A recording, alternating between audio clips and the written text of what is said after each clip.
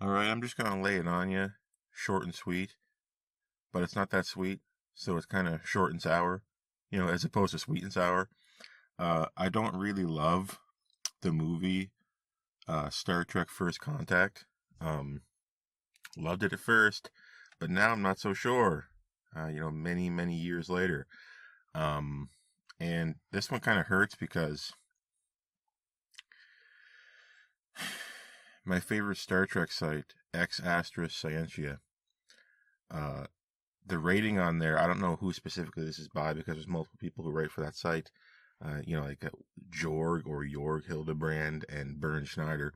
But the people I trust the most, basically, uh, they have it as like their favorite Star Trek film on there, and I do disagree with this site often with regards to like Star Trek Picard season 1 and 2. I think they were a little bit more positive on it than I was. Not a big deal, but they really like First Contact, and people often say, "Oh, the Next Generation films aren't that great." I agree, but they're always saying like with the exception of First Contact. But I'm gonna be honest, I don't even say that anymore. I just say they're bad. I don't like Generations. I don't like First Contact. I don't like Insurrection. I don't like Nemesis. they're just they're not that great. They just don't work the same as fun or as good as the TOS movies. And I would agree. I'll say, yeah, First Contact is the best of them, but I still don't really love it anymore. I don't think I like it.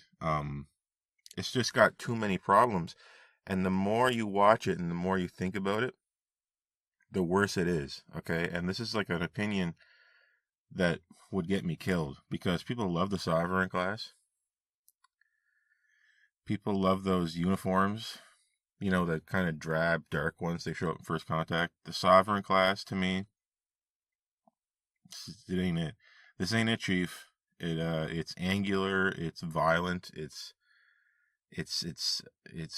not an inspired shape. It's not interesting. It's just like a step backwards in almost every way. It's a step backwards from the Galaxy class, and the uniforms. Why do we want to hide our colors?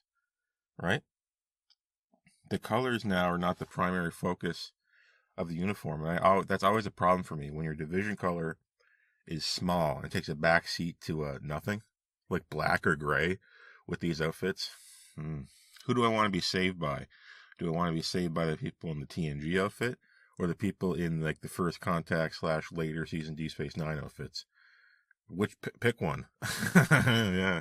Um, but specifically, not just about the shallow things, the elements that are kind of visual. I mean, at the core level, it is a time travel plot. And time travel plots, they can be fun, right? But I don't love the idea of we're running out of ideas. Let's do a time travel plot. That's always what happens. We have nothing left. Let's do time travel. We have nothing left. Let's do Borg. What does First Contact do? Borg and time travel. And you knew Borg were going to come up in the Star Trek Next Generation movie, and here it is. And you knew time travel was coming, and here it is. Indeed, these things come back in Star Trek Picard season 2. Time travel. Season 3, Borg. Whoa. The space is big. A lot of things can happen. You don't have to have the Borg and time travel over and over again, but this movie has the both of them. And with time travel, what that means is we get to insert our favorite TNG characters into the past. And whoa, what if our TNG characters were important during humanity's first contact with the Vulcans? Yeah, that's not a fanfic. That is a fanfic plot. If you brought that idea to me, I'd say, what internet fanfic did you read? Are you serious? Picard and co.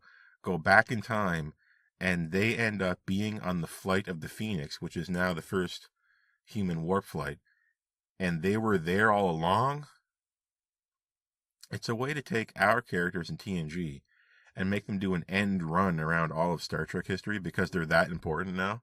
Our characters are so important that they were actually involved in history all along.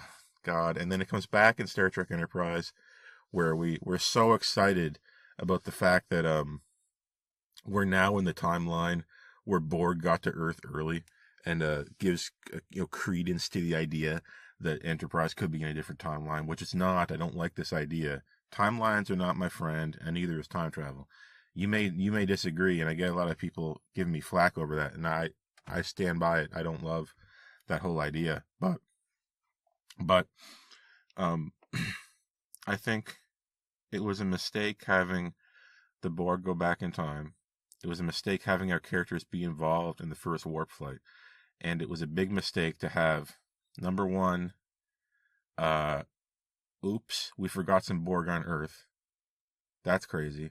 And two, oops, the Sovereign class launched its lifeboats, and we didn't go back and get them all. So we've contaminated the timeline, and we've been involved in a gigantic fanfic. That's how I see First Contact now. And beautiful music. Absolutely gorgeous music. But would you expect any less from Jerry Goldsmith? But if I'm working on this movie and they ask me to turn in something for this, I'm going to try my best. I'm not anything. I'm not anybody. But the individual portions of this show, they turn in a fine product. Like, we're turning in fine direction, not the worst script in the world, good practical effects that are on display, beautiful practical effects.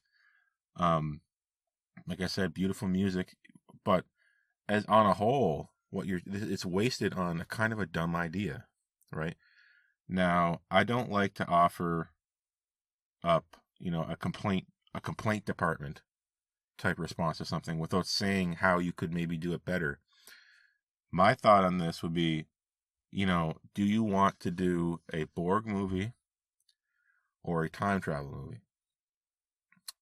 I would strongly vote against a time travel movie, but a movie where you defeat the Borg Queen, and Picard does that in this movie, we can work with that. There's a way to do that. Change Earth to some other planet in the Federation, and go from there. Say that's our starting point, and we're gonna fight the Borg with a movie budget. That might be decent, It's not swinging for the fences thematically, but it's not introducing an incredible amount of holes. Like, specifically, right off the bat, the Borg have to get close to the Earth to go back in time. So the Borg sphere that the Borg cube launches goes through a portal to the past when it's already close to where it needed to be. It already broke so far into Federation space. Forgive me if this is wrong, but I think they were at Earth already. Whoa, how'd that happen? You think they would have... The Enterprise would have been there a long time ago if they were starting this stuff, if they even looked like they were going to do this. And they go back in time, not to the prehistoric era. They go back to the day before or so First Contact with the Vulcans, to eliminate the possibility of the Federation forming. Why? That's what I could never understand. Is there some explanation? Tell me if there's an explanation as for why they have to go back that late. Why not go back to let's just pick a random date. Go back to the year 1950. They would absolutely decimate the Earth. And if there was nobody on the Earth, there'd be no humans to have first contact. Easy, right? Why not do that? The Borg are robots. Shouldn't they be able to figure this stuff out? Shouldn't they be smart enough to know? Or better yet, this is kind of devious. Go back in time further, assimilate people, but assimilate them at a low scale so that nobody can tell. And when the Vulcans finally show up, assimilate them too. I don't know, something like that. That's a little bit more devious, but the fact remains that the plot just has so many holes and so many problems, and it's so fanficky. After a while, I just can't really take it seriously. And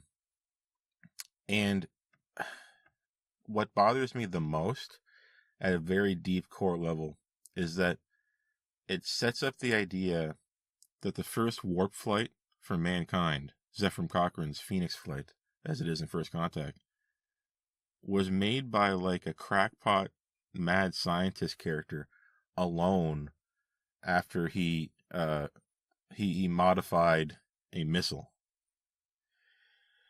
It's just in a rundown underground missile silo, as it appears to be. There's just something about that I understand. Oh, wouldn't it be fun if it was just this guy who did it? Ha, isn't that cool? Yeah, I get it, but at the same time, I always imagined that mankind's first warp flight had a little bit more pomp and circumstance. Like there was a team of like 500 people, right? And we saw them walking around in their lab coats.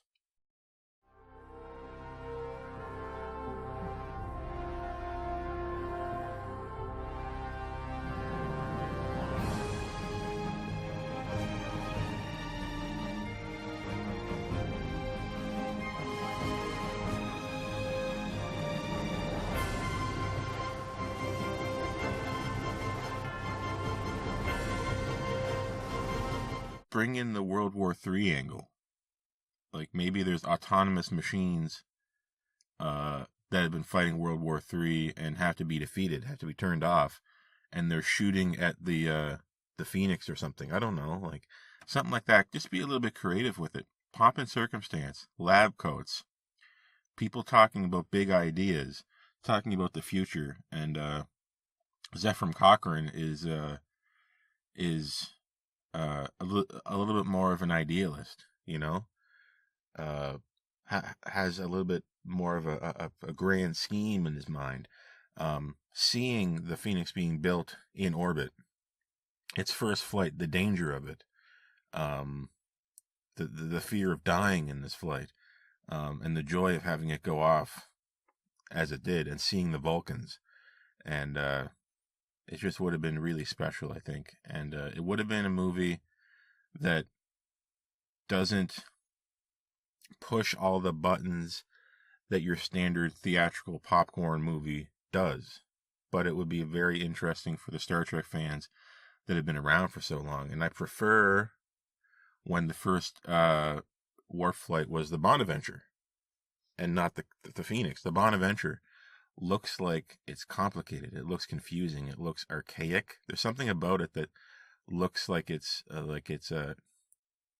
carved out of wood and stone. It's impoverished in its design. It's absolutely it's arcane, and I think it just screams mankind's first effort to do this. Very dangerous, very complicated, and achieves barely warp 1. That would have been really neat to see that in orbit. And it would have been really cool to see the pod at the front detach and stuff like that. Like there's a manned pod at the front or something if you look at the Bonaventure.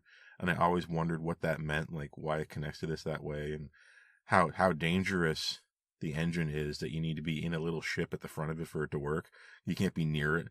I always thought that was so cute, but alas, it is gone, and the Phoenix has replaced it, and the Phoenix is just a missile. And I appreciate a canon that we can all get behind. At a certain point, you just have to accept things to move on. And I accept TOS to Enterprise, including the Phoenix, including First Contact. That's canon. That's in my mind. This makes sense in my mind. But I'll be damned if I didn't want something other than that movie First Contact. So that's just my thoughts regarding Star Trek First Contact. Don't love it. Don't love the Sovereign class. Don't love time travel. Don't love another Borg plot, but maybe you could get away with it. It just feels like a fanfic. And it's got a lot of little plot holes that you don't notice until repeat viewings. And with the TOS movies, all those things tend not to apply. The TOS movies, they do not feel like a fanfic. Apart from 4 and 5, kind of. But for the most part, they're winning. And they're winning on higher concepts. And they're winning on design. They're winning on music. And TNG films disdain it. And people like to say, I don't like these TNG films of First Contact. Well, that's amazing. I'm here to tell you it ain't. And I'm also here to tell you I'm Lieutenant Mark. And I'm going to see you when next I see you. So long.